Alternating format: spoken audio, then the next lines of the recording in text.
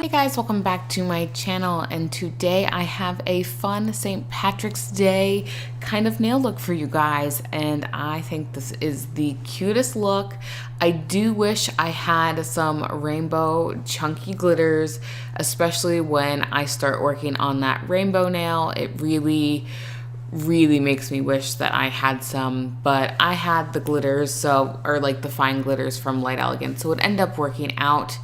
But I'm a little tired as I need to film this voiceover, so I think I'm just gonna let you guys watch this. This video probably deserves more time with a voiceover and everything like that, but I still think the editing's good. I just don't have the energy to do the voiceover, and it's already kind of late here in Georgia, so I want to get this up for you guys since I haven't had a video in 5 days, and I try to do it every 4 days, so I'm already a day late, and if I keep it going, then it's just going to be later and later and later. So I will go ahead and just put some music on for you guys. I left most of the gel application in 200% speed. Some of the top coat is a little bit faster, but I left the stamping in real time for you guys. So I hope you guys enjoy this tutorial, and I will catch you guys in the next one. Bye-bye.